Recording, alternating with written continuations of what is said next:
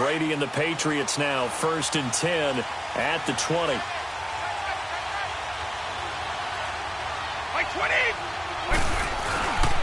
Sony Michel, his first carry. And he finds some space past the 25 to the 27. It's a 7-yard carry to set them up with a 2nd and 3. The success there, Charles, coming on the outside of the field, the ground game. Curious to see if that continues as we progress. Yeah, we often talk about a variety in play calling and usually between run and pass. But in this case, with strictly the run game, you can be creative there as well. Run it inside, run it outside, keep the defense off balance. Operating from the 27 now. Here's 2nd and 3. Now Brady throwing on 2nd down. Trying to lay one up deep. He's got a man. Complete. And he'll have it past midfield almost to the 40 before being taken down. A gain of 32 that time. You know I'm going to lean towards the defender, right? You know I'm going to do that. I know. That's a tough situation for him as I see it. But the truth of the matter is, that ball was not streaking towards him. Had a little arc on it. He's got to find a way to get his head around and make a play in football. And all the way in. Touchdown, New England. Philip Dorsett, 41 yards. And the Patriots are within an extra point of tying this one up. And when a Hail Mary is completed for a touchdown pass like that, I think any defensive coordinator just puts their face right into their hands. I don't think there's any doubt about it, and I don't have stats in front of me. I don't have the empirical numbers that say that in recent years the Hail Mary pass has been completed more than it has been, but it feels that way, doesn't it?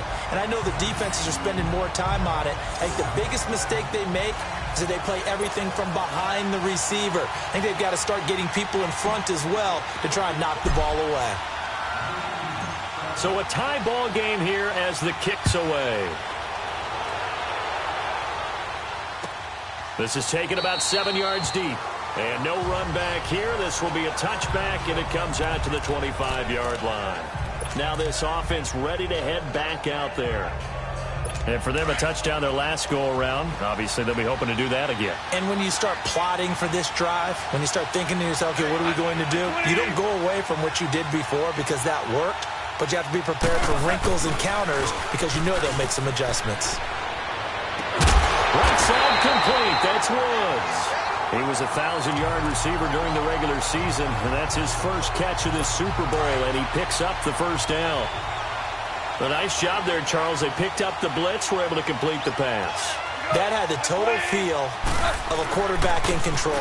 Red blitz, got him into the right protection scheme, so he doesn't get hit back there. He's got a chance to step up with supreme confidence and deliver it downfield for a nice completion. It's a 6-yard gain on the ground, and that'll make it 2nd and 4. Despite the blitz, they're still able to pick up a nice solid gain. The disadvantage of blitzing often alters the normal spacing and run fits and leaves creases like they were able to exploit right there.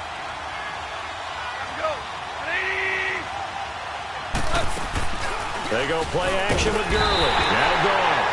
And he goes down. It's a Patriot sack. Kyle Van Noy leading the surge there. He drops him for a loss of 6. And Charles, despite this list of key inactives that we see here, they've obviously still been pretty successful. Give everyone credit for this one because to me, when that happens, key guys are out, the next man steps up and plays well.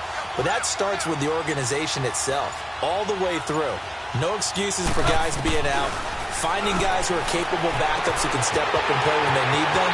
And we've seen the results of that. And he'll get into the end zone. Touchdown, Rams.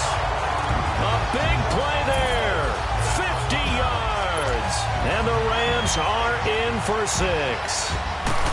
And correct me if I'm wrong, that was just a simple fly route, wasn't it? No, there's nothing to correct at all. You got it down pat. And I just remember as a player, when I'd be in practice sessions and I'd hear 9 from the receivers, that meant fly route, go, look out. That was the 9, and he just kept going all the way into the end zone for the touchdown. And a good effort on the return there. Gets him across the 30 to the 33-yard line. And now out come the Patriots. And they're hoping to redo their efforts in the last drive when they got into the end zone. And just think of what it's like now on the sideline, because when you score a touchdown, you have to go over and look at the tablet and see what you did on the last drive. When you scored points, it's a whole lot better view than when you're trying to figure out how to fix things there. Now a play fake here on first down. Aaron Donald in there to bring him down for a loss of 7. Sometimes I watch games and wonder why they use play fakes on certain passing situations, because it's not going to fool anyone. I don't know if that was the case here, but the end result was the same. No one fooled. The quarterback was hit. Now Brady, he's going to air one out. And that's caught inside the 30. And all the way in. Touchdown, New England. Chris Hogan, 74 yards. And the Patriots are within an extra point of tying this one up.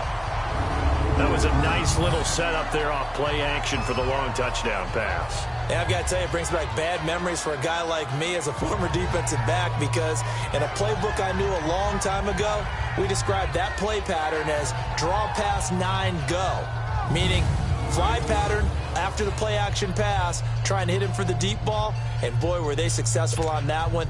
So tough because his speed is so great, you've got to make sure you don't miss any cues or keys in order to try and keep up with him. Draw pass 9 go. That's still a nightmare to this day? Yeah, I still wake up in the middle of the night and feel the guy going past me. And that is one, no doubt, that may come back to haunt them, because the PAT tied it. They didn't need to go for 2. I keep searching for an explanation. I know it's quick right here. I think I can search for the next year and not come up with anything that absolutely works. Kick the point, man. Kick the point. I don't get it. And no run back here. This will be a touchback, and it comes out to the drive.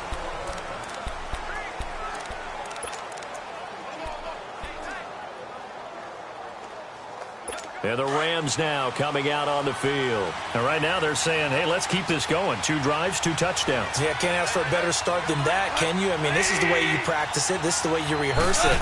But right now, the play calling, they're locked in really well. Incomplete. What's the old adage? Be quick, but don't hurry. Well, that went right out the window there. He was hurried, harassed. That ball had to be gotten rid of. Otherwise, he was going to get sacked. Now on second down, this is Gurley. And that play going absolutely nowhere as he's belted before he could get out of the backfield. That'll set him back with a loss of 3 on the play. And it'll be a 3rd and about 13. A shotgun snap for Goff. And too much juice. It'll be out of bounds, incomplete. These two offenses have gone up and down the field so far in the first half. Finally, I say.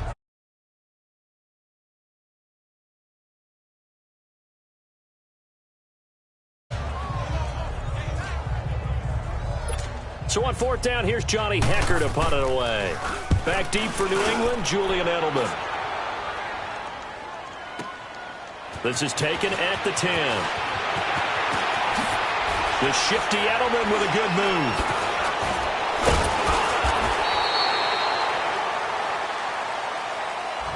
Alongside Charles Davis, Brandon Gaudin, it's the Patriots in possession to begin quarter number 2 as they take over following the punt with a 1st and 10. Now the Patriot offense set to take over again. So Brady and the Pats take over 1st and 10 at their own 37. They begin with Michel on the ground. And a good swarm to the football defensively as they get him down at about the 40. 2 yards on the pickup there. It'll be 2nd and 8. Well, we saw him there trying to get it to the outside, trying to get to the perimeter, but not a whole lot of room there. But there's got to be one positive to that. If you keep moving laterally, creases tend to develop as the game moves on, and they can run it back inside later. And he'll be brought down just shy of the 45. 4 yards on the pickup there as it'll leave him with a 3rd and about 4 more for a 1st. The passing game's been working quite well so far, but the running game's been a little bit of a struggle, and that's a surprise to me. Typically, when you can throw it, you've opened up lanes for your runners. They'll try and run for it. Here's Michel. And able to break one.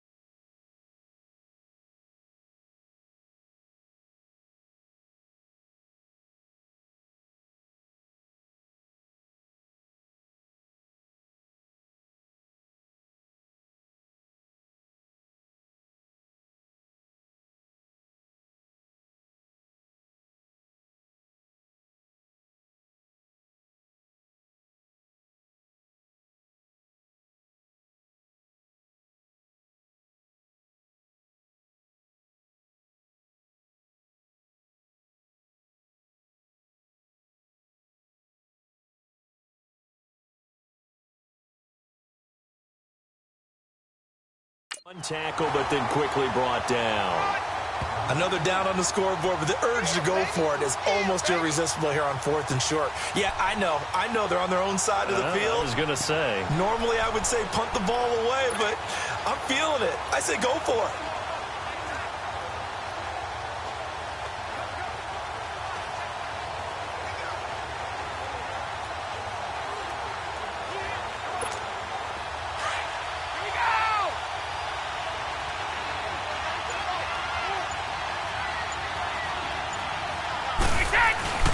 They're running it. It's Michel. And now running right through it. Fighting through it. He's got space. And they'll get him down as he's inside the 40. They only needed a few inches, but still some anxious moments there, but they do convert on 4th. And this is where an offensive lineman really earns a living. You're on your own side of the field, but you only need a few inches, and you saw the good blocking at the point of attack. That is a well-earned first down. On the ground is Michel. And he'll get 4 here down to the 35-yard line. This drive is pretty clear. Almost feels like old-school fundamentals, doesn't it? Want to impose their will on the defense. What's that, 5 straight runs? Yeah, 5 straight carries to start this drive. And like you said, the way it's working, they may just stick with it. On 2nd down, Michel. And he's going to fight his way forward here for a modest gain. 5 yards on the pickup, and that'll make it 3rd and 1. Brandon, all things considered, they have to feel pretty good about getting that type of a gain, considering the blitz that they just had against them. They'll run it here. This is James White. And he's going to be taken down here with a penalty flag on the field. Holding offense. That hold coming from the middle of the line, the center. And it's difficult for him because sometimes you've got people right over you, and as soon as you snap it, trying to get your hands up and block them, you can be a little bit late getting it done. On 3rd down, it's White. Oh, and now he bowls him over. He'll wind up getting 11 on that one. And that's going to bring up a 4th down. We've seen this offense go for it on 4th down already on this drive. I wonder if they'll go for it again. I certainly wouldn't rule it out with these guys. No move to get the offense off the field here. They've converted once on this drive. On 4th, they'll go again and try it once more.